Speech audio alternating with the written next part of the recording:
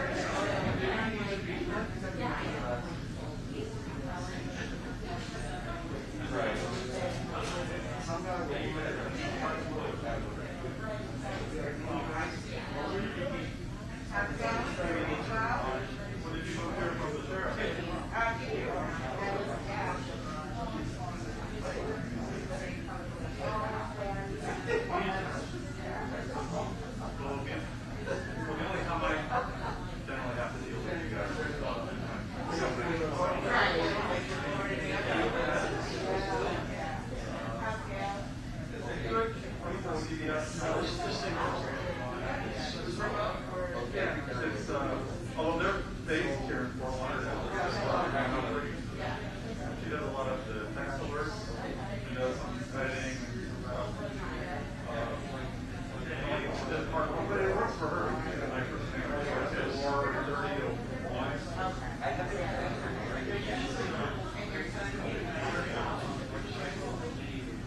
So he's sort of like say unit 5 that he graduated from.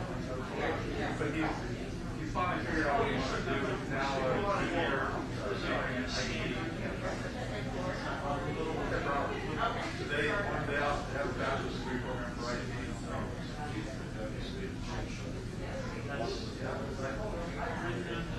For example, 40 years from now, because you'll have a job. You'll have a job, right?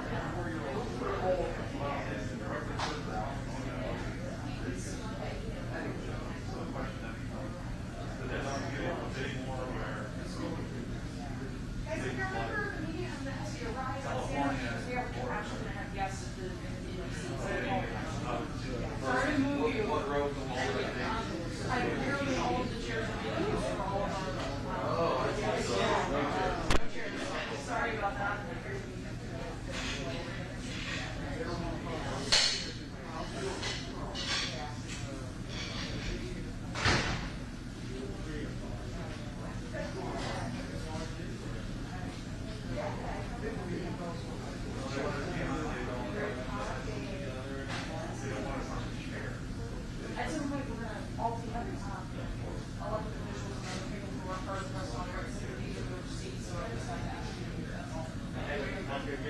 your member who you asked us to involve with your own? Yeah, apologies, I'm sorry, I'm sorry to cover up.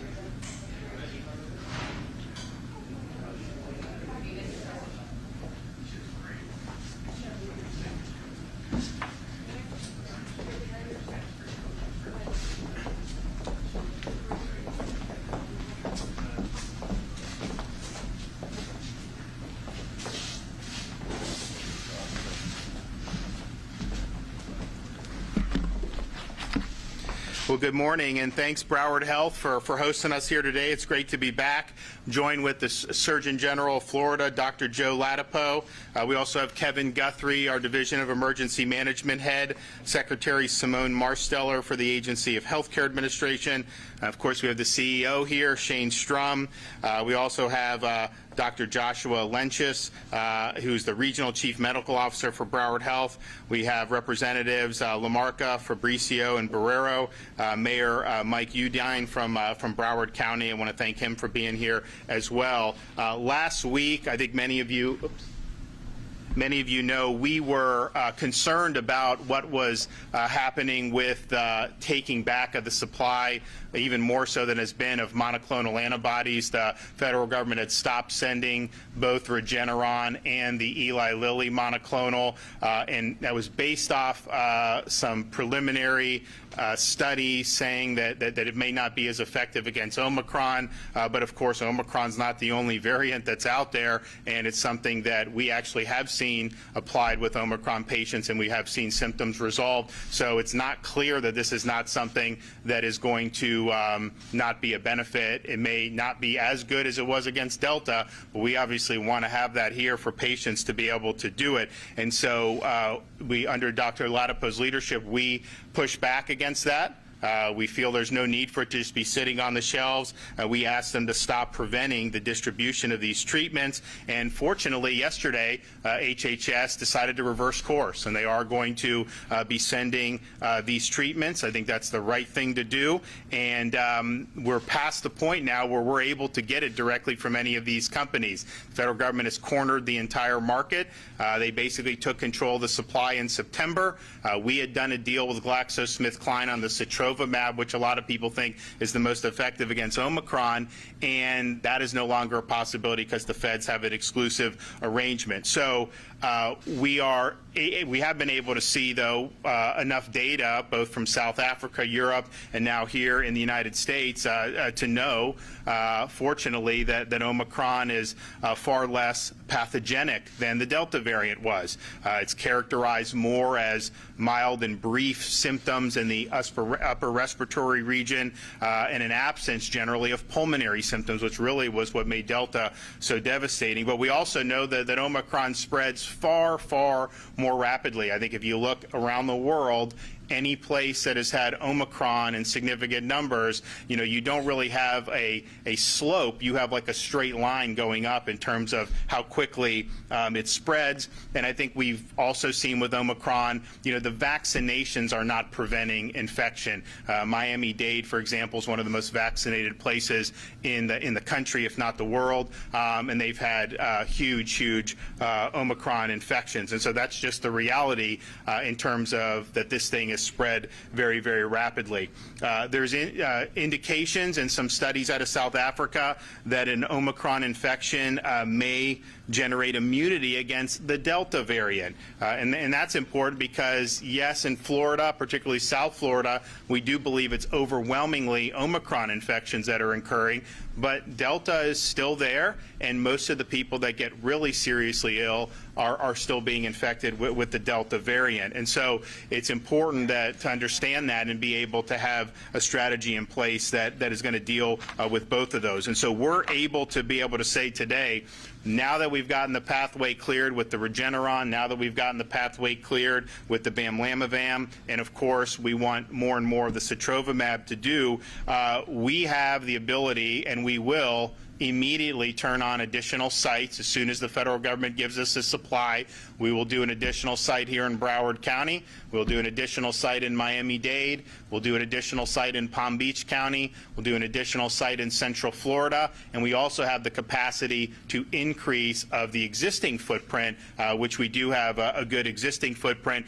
And we have the ability to add 5 to 10 more sites as the demand may be. But that is all contingent on the federal government sending the doses that we need. And so we're looking at probably between 30 and 40,000 additional doses.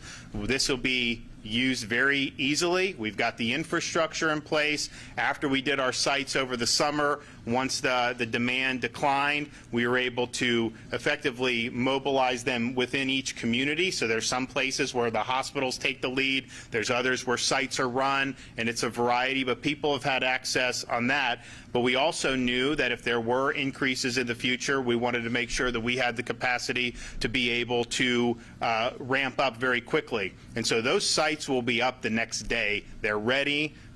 We have DEM, we have health. It's all locked and loaded. It's just a matter of federal government giving us more doses to be able to administer for the Floridians who need it. So that will make a positive difference. And we also had the foresight to ask the legislature in October to set aside money so that we would be able to handle this and there'd be no issue with it, including purchasing our own supply. I don't think we have the option to do that in terms of the federal government's exclusive arrangement, but if they were willing to sell it, we have the ability to buy it ourselves. So that's close to $1 billion that's been set aside to mobilize to be able to treat people, and we're glad that we were able to do that. We also are looking, if you look at the Jackson down in Miami, the biggest system down in our biggest county, they have been putting out data distinguishing the people that are COVID positive in the hospital for something else and the people that are actually being treated for COVID. I think that's an important distinction to make when you have a variant like Omicron, which is much more widespread. You are going to have people who get into a car accident, go into the emergency room, they're swabbing everybody, and you're going to have people that have incidental positives. And so they've anticipated about half of their COVID positive patients within their system are not being treated for COVID. And I think you're likely to see bigger percentages in that regard than we've seen throughout the pandemic. And so that's important when you look, right now in Florida, we've seen increases, but we still have, I think our ICU COVID utilization is the lowest per capita in the country. Right now it has gone up like everything has since November, but looking to see who is being admitted for COVID versus who may be admitted with COVID is going to be important to really chart the severity of what we're seeing. And we do think the most severe cases are still the Delta variant. In terms of, we were talking with the mayor about there's obviously a crunch on the availability of tests. We were promised a lot of these home tests. That's the federal government has total control over that. They've promised hundreds of millions of tests. I don't know when that's coming, if it'll come. Sending it to people or letting them do that without having to go into a line would probably be the most efficient way to do it. If we had the capacity to buy some, we would have bought some, but we can't. It's all going to be done through the federal government. And so I know that there's been promises made in that regard, and so we will see. We have pushed out from the Department of Emergency Management in the last 6 months over 1,500 requests for tests. We've done 50 in Broward County. Now, because of the limited supply, what's asked for, you got to look to figure out, try to spread it around as best you can, and that's what Kevin has done. So there is a crunch on this, and that's just going to be the reality until we get the federal government to start sending more down. But in the meantime, Dr. Ladapo is working on providing some testing guidance about who should be testing. I mean, you want to test in order to get a clinical outcome, and that has got to be readily available for anybody, particularly our vulnerable populations who are infected. But I think what you're seeing is there's people who go to the drugstore, they'll buy all these tests, they'll go multiple times a week and go to the sites and test without symptoms. That is just going to contribute to some of the crunch that you're seeing. So he's going to work on putting out some guidance to try to say, let's test for a reason, and if you need the treatment, obviously we want the treatment to be there for you. And I think that that'll be something that'll be very well received. So we are ready to go on all this and have been ready for a long time. We do not believe that the federal government should be holding back any more medications. We think we have to offer this, particularly for our elderly population. If you look at Omicron and the profile that we're seeing in terms of the clinical outcomes, it's always been true with COVID that the younger folks were at less risk, but I think that's even more true with what we're seeing with Omicron. And it's just like other respiratory viruses, elderly people are just going to be more, people that have health problems are going to be more at risk from any type of respiratory infection. I think that's what we're seeing with Omicron. So we really want to focus and make sure, and Simone is going to talk a little bit, if you have an outbreak in a nursing home, we are going to send the teams in there to go with the monoclonals, with whatever we can do to be able to help alleviate that situation. And those are the folks that are going to be most at risk on this. The other thing that we're looking at doing, and it's not, the technology isn't where we would want it to be like it would be for, say, distinguishing between influenza strands, but you can sequence these test results to try to figure out if it's Omicron or if it's Delta. When they do the estimates about South Florida, 90+% in Miami, they're taking a subset, they're running that through, and then they're extrapolating out to the whole county. So we think it would be something that if you could turn it around quick enough, if you do have a patient who is high risk, but they're not necessarily showing significant symptoms, if you could get it in a decent time, then maybe okay, it's Omicron. Maybe we will focus on the sotrovimab. If it's not, if it's Delta, well then we'll do the Regeneron or however the practitioners think makes the most sense. But we do not have the technology right now to where you get tested and then you can determine right immediately whether it is Delta or whether it is Omicron. We would need to sequence that. That takes a little more time, a little bit more manpower, but it's something I've asked Dr. Ladapo to look at, bringing together with some of our treatment sites so that we can focus treatments the best way that we can. But we are ready to go. We're ready to receive, and we will put all of this to good use. You can bet your bottom dollar on that. And to expound upon some of the treatments as well as the testing, I have Dr. Ladapo is going to come up and say a few things. Yep.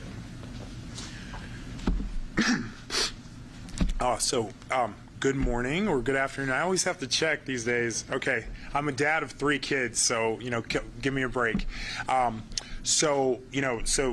Completely agree, of course, with what the governor has shared about the epidemiology of Omicron in Florida so far and the plan regarding treatment and testing. So just to reiterate the highlights, everyone knows Omicron is spreading extremely rapidly. The good news is that it appears to be less virulent, and the hospitalizations are not increasing nearly at the rate that the cases. It's not close. There's a very big difference between the change in cases and the change in hospitalizations. So that's really welcome news. It's really great news. And then something else the governor has noted is that there's a distinction between the people who are being hospitalized with COVID, with Omicron right now, and the people who are being hospitalized for COVID, for Omicron. So that's a very big deal. There's a big gap right now. The estimates I've seen, like the governor, are that maybe half of people on average, there's a range, but half of people are just in the hospital for something else. And that's actually reflected in our ICU numbers. So we're not seeing any big increase in our ICU usage. So that's all really good news. It's a blessing considering how the last 2 years have been. So in terms of treatment, fortunately my department and the governor's office were able to work together to put together an effective communication last week to reverse the completely senseless decision that the federal government made to withhold effective treatment from populations during a surge. You didn't need, I have an MD and a PhD, but you didn't need either one of them to figure out that wasn't the right decision. And unfortunately, the federal government has reversed on that. So that's also good news for Florida and good news for the rest of the nation. In terms of the newer treatments, we're seeing more of the Paxil and the Merck products reaching pharmacies in Florida. So we're working with the federal government, we're working with pharmacies and other sites in Florida to get that out in the community. I think in other areas where the demand is outstripping supply, particularly for high-risk patients, I think clinicians, and we've encouraged clinicians in our communications to consider the clinical evidence for other medications that people can take at home. So, for example, there's high quality data on inhaled budesonide, that's reductions in hospitalizations. And fluvoxamine is another medication. There have been 2 randomized clinical trials that have been published in very good journals that have shown a benefit up to a 90% reduction in hospitalizations and death among people who were adherent to treatment in the fluvoxamine trial. Really great results. You don't hear about it because it's, Pfizer doesn't own it, Merck doesn't own it. There's no one to share that amazing news with people. But really great results and options for clinicians, particularly when there's a crunch on monoclonal antibodies and you're in the middle of a surge and you have a high-risk patient. And then, as the governor mentioned, we're working on testing. So my department's goal is going to be to put out testing that doesn't restrict access to testing, but reduces the use of low-value testing and prioritizes high-value testing. And what do we mean by that? So high-value testing is testing that's likely to change outcomes, right? So, if your grandmother gets a test, that's a much more valuable test than the 8-year-old, third graders that Los Angeles County is sending in to get weekly testing, right? The first one's is much more likely to change outcomes. So we're going to be putting out guidance that puts more emphasis on that. And we're going to be working to unwind the sort of testing psychology that our federal leadership has managed to, unfortunately, get most of the country in over the last 2 years. We need to unwind this testing sort of planning and living one's life around testing. Without it, we're going to be sort of stuck in the same cycle. So, it's really time for people to be living, to make the decisions they want regarding vaccination, to enjoy the fact that many people have natural immunity, and to unwind this, this preoccupation with only COVID as determining the boundaries and constraints and possibilities of life. And we're going to start that in Florida. Okay, thanks. Oh, yeah, absolutely. Talk about how initially can you explain why it was that they said the Regeneron may not work? Like, was that a clinical trial, or what was that in terms of Omicron? Oh, sure.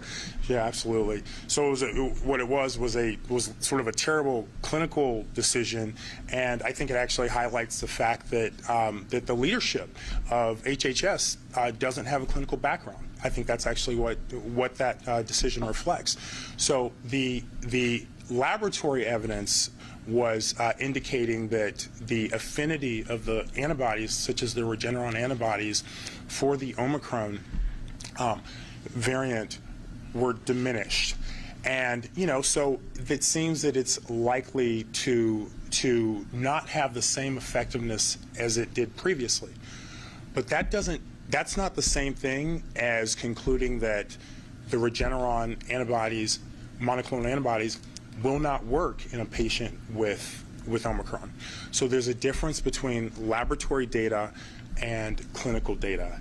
And they made the decision to withhold the medication based on laboratory data, but we care about clinical outcomes, and the decision should be based, obviously, on clinical data, which is why they've reversed it. Great. And we, a lot of Floridians, we had August, September, and we did probably 160,000. We definitely kept tens of thousands of people out of hospital who got this early, saved lives with it. People were really happy. They resolved their symptoms. But we also had very good response when we did introduce the sotrovimab, and that's IV, so it wasn't as easy to do as the subcutaneous.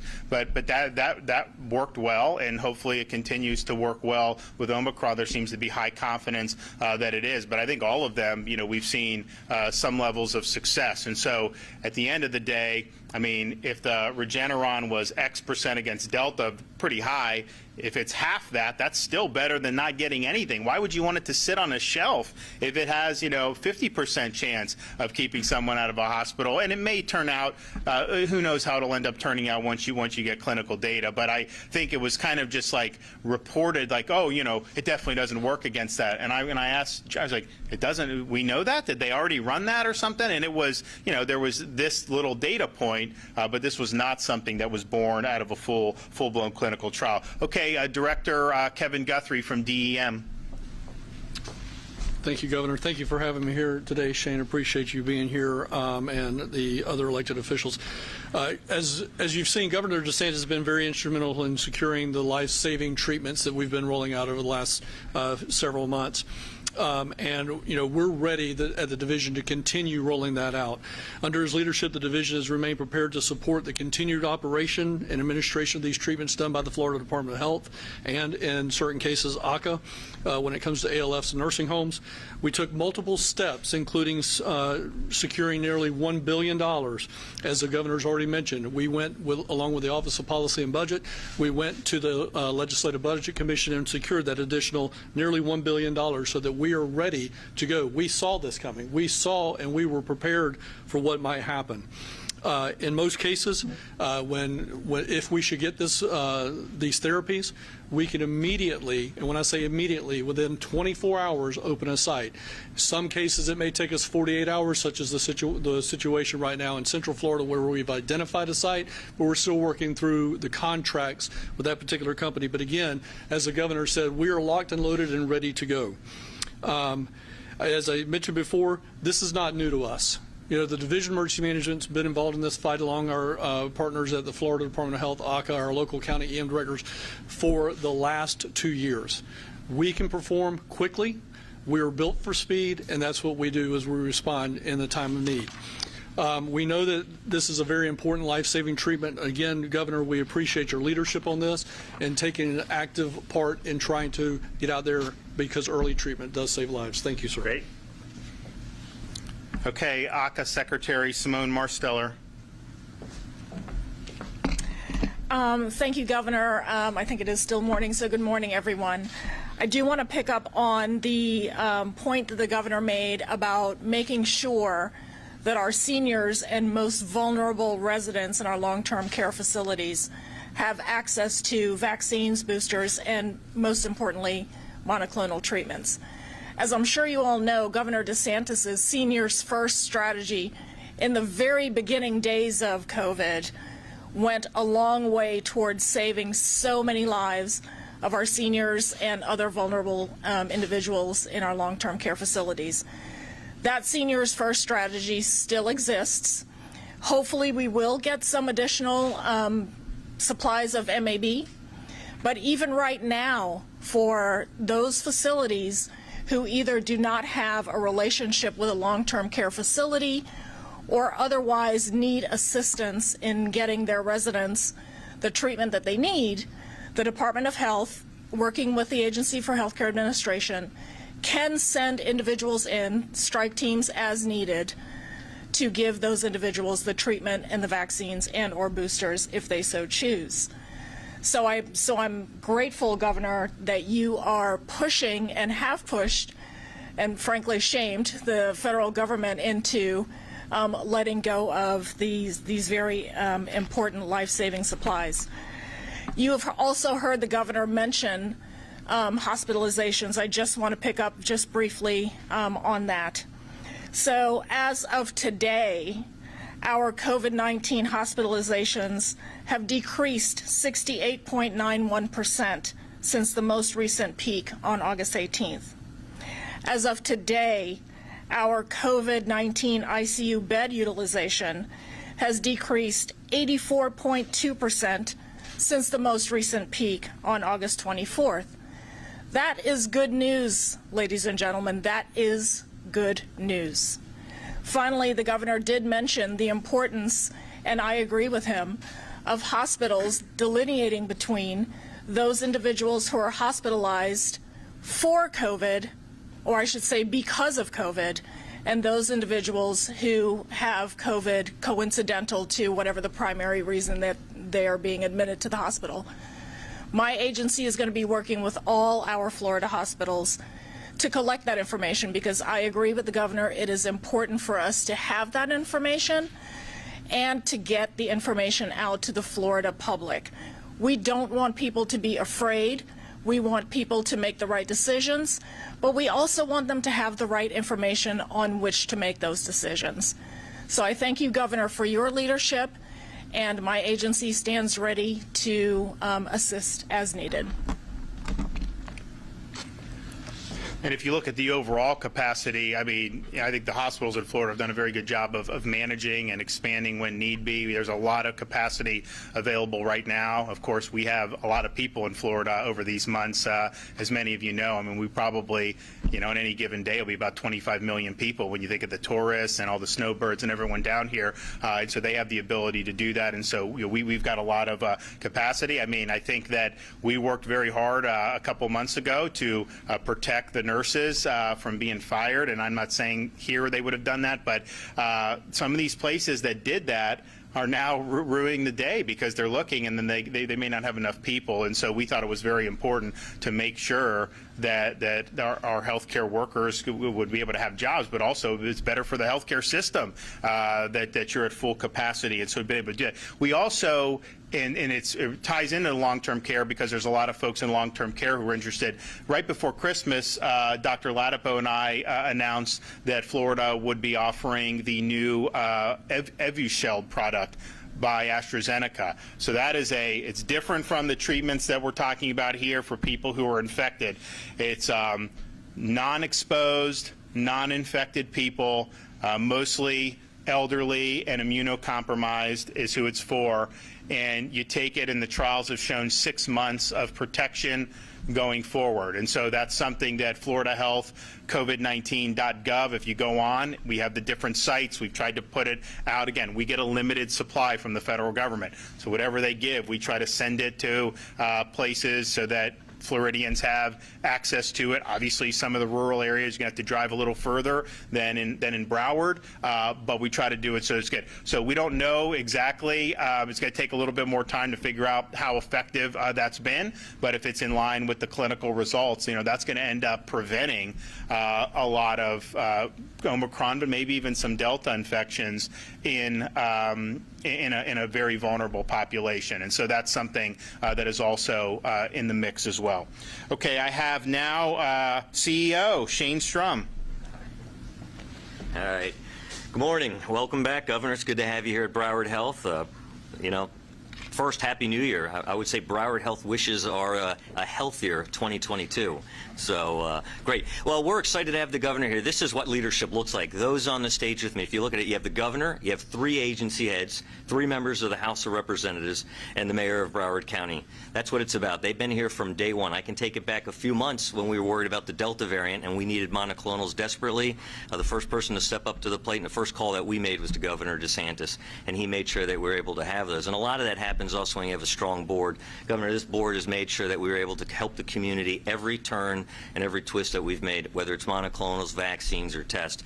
So we're excited that you're here. We have a lot more things that we're going to be doing, but any of the additional help you can get with the Regeneron or the other drugs are very helpful. So thank you. Absolutely. Okay, we have Chief Medical Officer, Broward Health, Dr. Joshua Lynchus. Well, thank you very much. You know, for almost 2 years, the caregivers here at Broward Health, physicians, nurses, technicians, and therapists, thousands of others have cared for folks battling COVID-19. In fact, the first vaccinations in Florida, as you recall, in Tampa, I saw the picture last night, December 14th of 2020. Here at Broward Health, a few days after that, but last year at this time, a month later, the caregivers here began administering those monoclonal antibodies. The first one was bamlanivimab. In support of the clinical literature, at the time, we too witnessed the safety and effectiveness when administered to those who were infected with COVID-19 who did not require hospitalization. I'll reiterate that the governor said the monoclonal antibodies as a viable treatment option to help keep patients from progressing to severe illness and keeping them out of the hospital. While the variations and the combinations used have changed over that time frame, depending on the COVID-19 variant we faced, the data continues to underscore the incredible effectiveness of these medications. And while, as the governor mentioned, there's some recent study that's looking at the effectiveness of the currently used monoclonal antibodies on the Omicron variant, the fact remains that the Omicron variant, as he said, was not the only variant that's out there. So I think that the fact that Delta continues to have a formidable presence in Florida, that it's important that we reiterate the need to continue to ask for the monoclonal antibody. These physicians that are working here on the front lines, as well as others around the region, need these treatments and the oral medications that we discussed that are approved under emergency use authorization to continue to care for our patients and ensure that health systems can meet the demand for the COVID-19. Thank you, sir. All right. Okay. Good morning. Thank you, Governor. Thank you, CEO Shane Strum and the entire board at the Broward Hospital District and all our medical healthcare workers who are on the front line day in and day out helping Broward County residents and Floridians through this battle. As the governor mentioned and as Director Guthrie mentioned, Broward County is ready to stand up additional sites within 24 hours as far as MAB treatments. We have a site picked out, ready to go. The logistics are done, and we're ready to open that site within 24 hours. We continue to work with the Department of Health and all state agencies to provide additional testing resources to our residents. We're working the logistics. We're opening those sites pretty much on a daily basis, opening more and more to meet the demand of the public. But I agree that we need to come up with some reasonable, rational testing requirements so that we're not overstripping and creating a demand situation that nobody could reasonably keep up with. So I urge residents to take that into account as they decide whether to test or not and look into those things. Vaccines, boosters, we're working with ACA and we're working with our senior communities when we have that to go right into the communities to help our most vulnerable. And Broward County will continue to do that. So I thank you for your cooperation and all the department heads for working together with Broward County so that we can ensure the best health outcomes for our residents and visitors. Thank you. I think it's also just important to point out in terms of Florida. You look what's going on in other states. They're letting hysteria drive them to doing really damaging things. We thought that people had learned. They're closing schools. They're doing things that should not be done, and that is not the way you deal with this. And so, we are 100% committed to making sure that people are able to live their lives, that our kids are able to get an education, that people's businesses are able to operate, and that people have jobs. And so that is just non-negotiable, and you got to do it. And when Joe Ladapo first came on board in September, he said that that there's no place for fear when you're doing the policy. You got to deal with this rationally. I think that particularly given the clinical profile so far of Omicron, there's not justifiable to let fear overwhelm you. I mean, this is something where, we're seeing dramatically less clinical results, negative clinical results compared to what we saw with Delta. It doesn't mean that we don't want to do all we can to help the people who need the help, and that's why we're doing this. That's why we set aside so much money. That's why we've mobilized and done all the things we do, and we'll continue to do more as the federal government empowers us to be able to do it. But man, you can't let go down that road, because that is a road they're just never going to be able to get out of that rut, and it's just going to continue to hurt a lot of people, and it ain't going to do anything to slow down or to stop a incredibly contagious airborne virus. I mean, come on. And so we're going to be there for folks. We're going to make sure. But as Joe Ladapo said, that's across the board. Kids that are in school thriving means a healthier community. People that can put food on the table means healthier families. And so we're not going to waver on that. We were, my wife and I were able to come down on New Year's Eve to go visit Hard Rock Stadium. People were having a good time, and they were living their lives. And so we've got to continue to do that, and you can't let any type of hysteria undercut the normal functioning of society. Okay, with that, yes, sir. Governor, you mentioned your wife. Can you put up with your comfortable say how your wife is doing, how she's responding to the treatments? And second, what do you make of this hysteria regarding your so-called vacation this past week with your being MIA? Can you speak to that? Yeah, I mean, I guess I should have been at the beach in Delaware, right? And then they would have been really happy with that. You know, it was, I mean, you look, we actually put out the schedule, and I think these people didn't know that. They think because you're not doing a big press conference, you're not doing. So, you know, Friday we were, Kevin, Joe, and I all had discussions about, you know, doing what we're doing. Of course, I was at the, down in Miami later, Thursday in the office working on this and some other stuff. And it's true, Wednesday there was nothing on the calendar. And so I think they're like, oh my God, he's on vacation. And I'm like, you know, and I just looked at my wife, I'm like, you know, going to the hospital with you is not a vacation for you. I know that. And it's not a vacation. I mean, this is something that as a husband, I think that I should be doing. I've accompanied her to all her chemotherapy treatments, and she's there for a long time. I mean, you know, I'm there most of the time, but it's a draining thing. When she's done with it, you know, it's not something that's great to see. And so I just think a lot of people, particularly people that have gone through breast cancer treatments, the notion that that would be considered a vacation, I think is offensive to a lot of those folks, and they understand, you know, what you're doing. At the same time, she's committed to not being in the fetal position the whole time. And, you know, she's not through with it, but she's almost through with it. And I think she's going to end up good on the other end of it. But that's just, you know, the way she is. And so, yeah, I think it was dumb. There was a foot fault, obviously, on their part. It wasn't effective. And all I can tell you is that, you know, sometimes, you know, we just try to get this stuff done. I mean, I don't care. I mean, we don't do political. We just want to help people with this. But, you know, when you're in a political arena, sometimes you're fortunate in the enemies that you have, because, you know, these are folks that are just not shooting straight right now. Governor, what is your advice to, like, school districts who most are resuming classes today?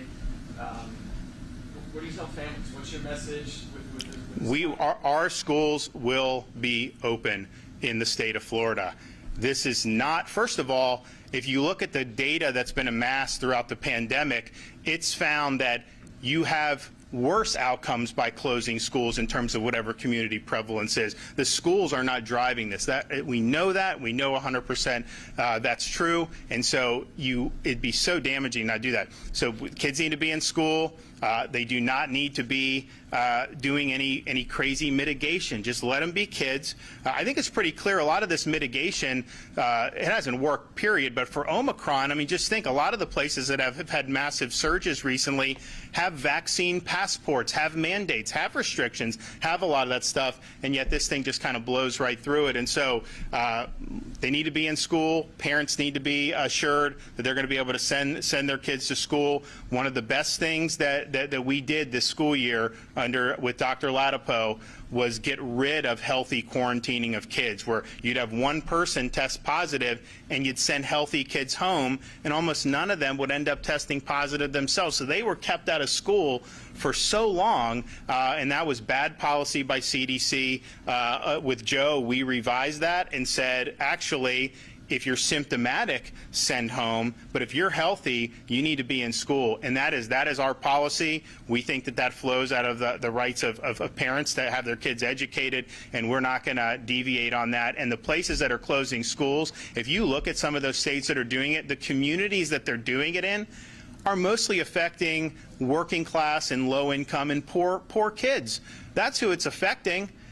Those are the folks that are least able to bear the burdens of some of this mitigation, and yet that's what's happening. So that's the wrong approach. In Florida, you know, we absolutely want the kids in school, and we know the data has been very clear for a long time that whenever there's any type of wave, it's not the schools that are driving the wave. In fact, the Delta wave in the South was a great example. We brought the schools in just as this thing was peaking, and basically it totally crashed and went down for 3 months. And then when we've seen Omicron take off, the schools were largely adjourned for Christmas break when we saw that. And so there's not a correlation there. But I'd also say the same thing with our state universities.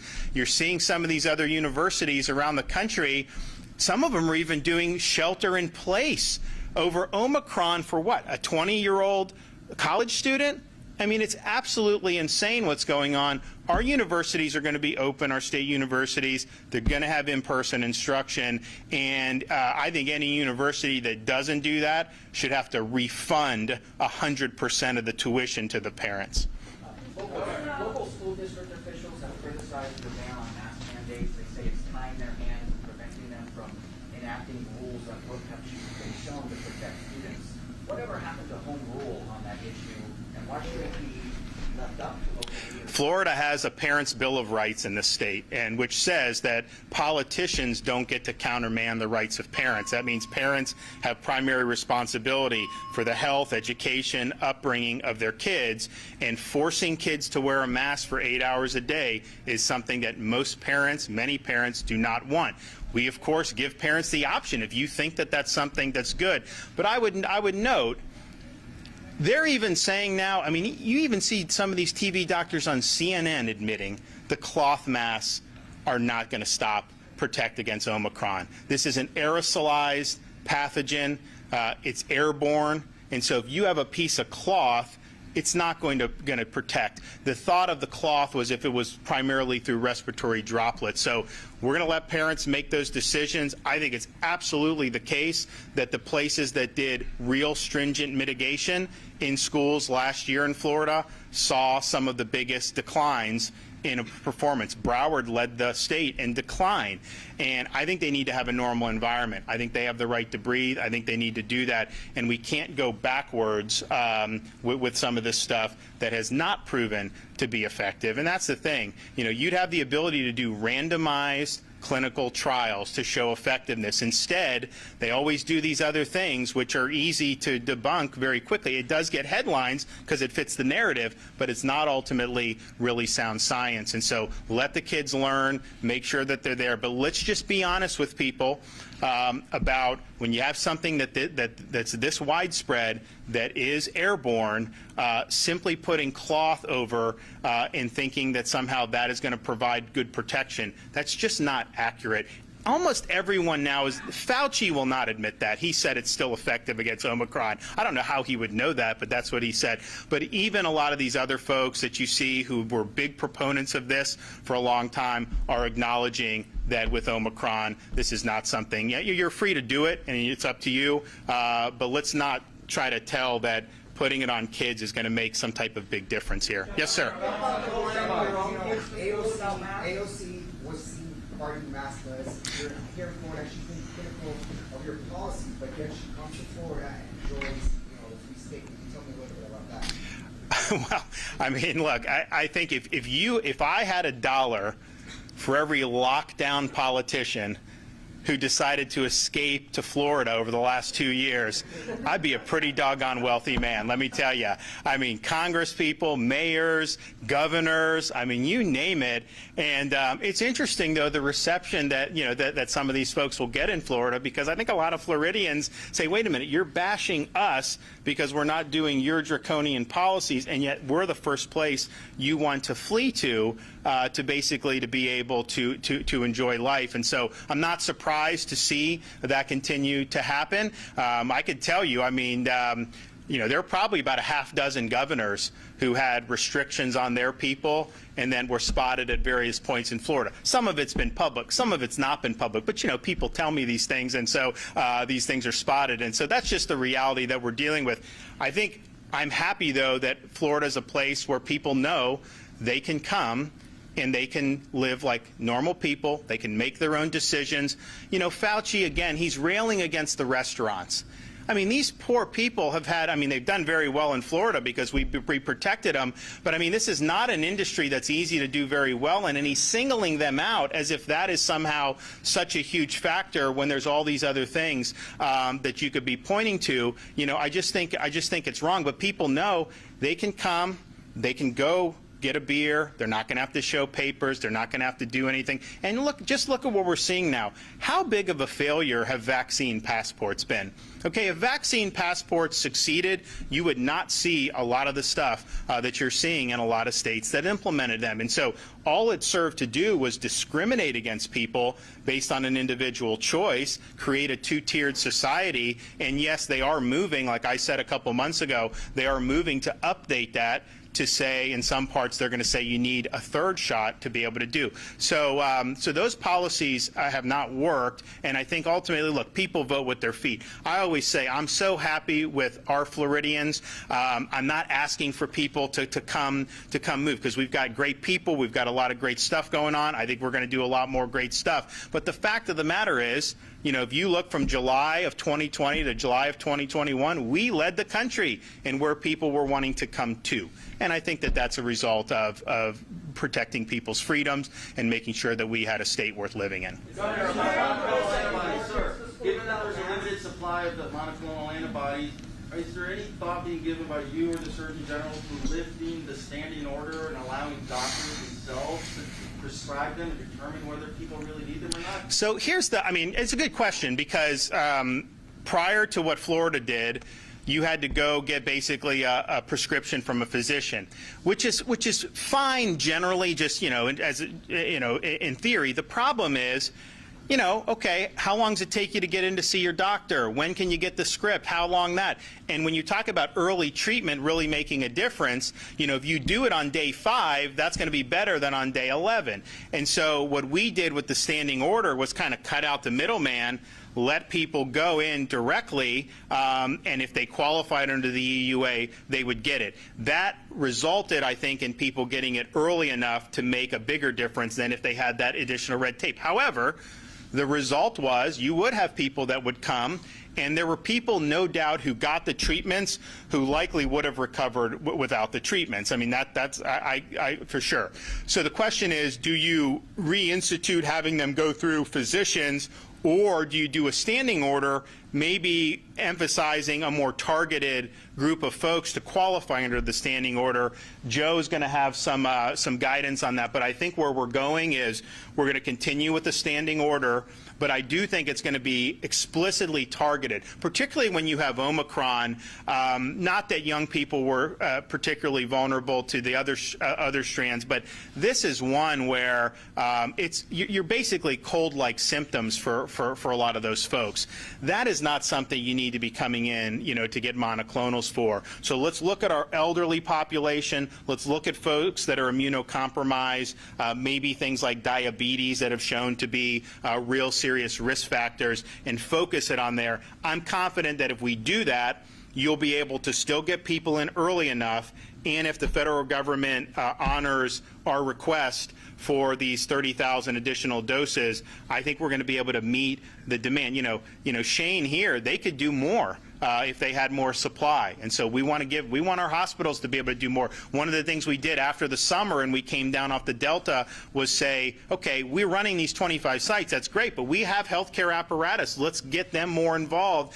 And here in Broward, they really took it, and other parts did it, and so we're proud of that. But now at the same time, we have an opportunity to expand, and we want to do that. But yes, it is going to be tailored to the folks that need it the most. I just think that especially with Omicron, where Dr. Latipo said, I mean, if you look at Simone cited the hospitalization numbers, let's say it's 50%, let's say it's 40% are there with, not because of COVID. You know, that's a far, far fewer number of people hospitalized than we've had in our previous waves at this point. So we just have to understand who's most likely with Omicron to be hospitalized, the elderly, and really focus the treatment on that accordingly. Okay, guys, thanks so much. Appreciate it.